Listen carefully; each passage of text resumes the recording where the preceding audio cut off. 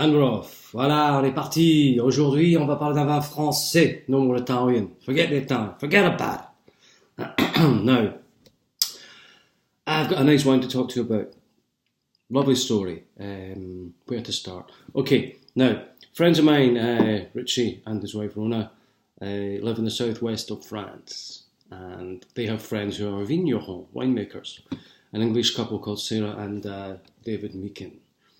I met them last year when we were out there, and I went to the vineyard, which is amazing, and tried some of the wines, which is even more amazing. And one of the things that was exciting was I got to try a wine that I'm going to talk about today that Sarah is very proud of. It's made from the Cabernet Franc grape, Cabernet Franc, which I've talked to you about before.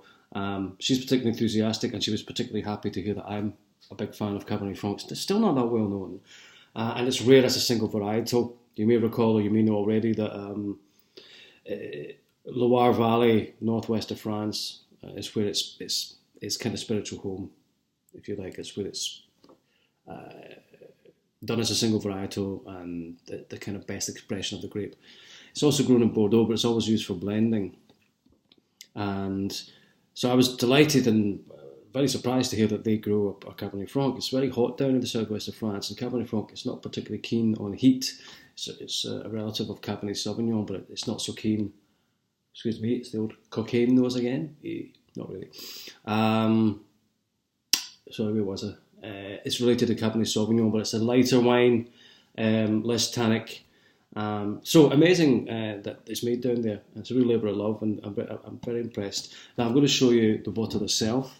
The domain appellation Merchien, and you can see the names, Sarah and David, propriétaire, mise en bouteille, all the stuff. It's the real deal, eh? Cabernet Franc, 13% alcohol. Great summer red. It's very rarely more than 13%, certainly in France. Medium-bodied, delicate, a similar go. So you see the colour there. It's a bit like a Cabernet, kind of purpley, violet colours. Very nice. Let's give it a go.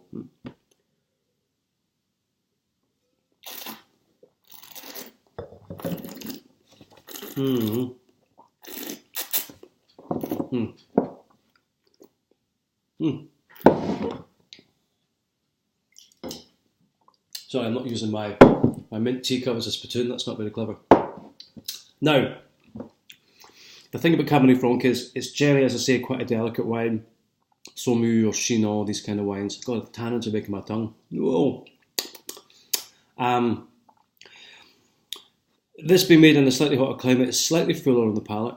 It feels more in weight like a Cabernet Sauvignon, but it's not as tannic. The tannins are strong, but they're subtle. There's red fruits, there's a little bit of spice, not maybe as peppery or spicy as a Loire. It's certainly a little bit weightier, but it's a good wine. I think it's a bit young. I think it's from last year. There's no year on here, it's not mentioned, but they don't sell it in the UK.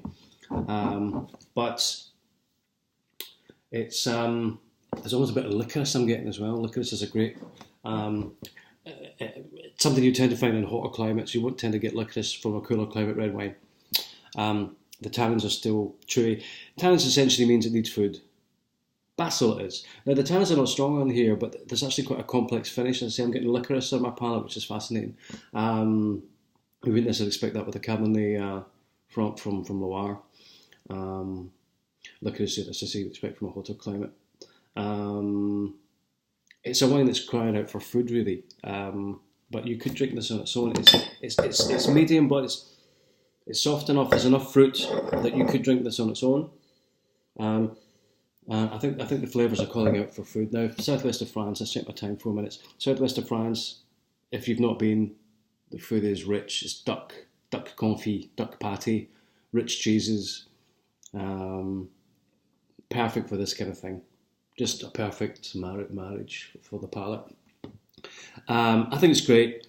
I think it's great to know people who are making wine. I really respect what they do. It's a very, very hard, tough job making wine. People think it's romantic. It ain't.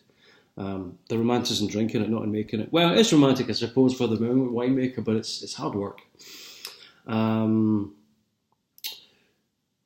going to remind you, southwest of France. I need to show you what it is. My time's running out. I'm going to show you where they are as well. So I forgot to do that. So let's just see if I can manage this right. Southwest. Where's the southwest?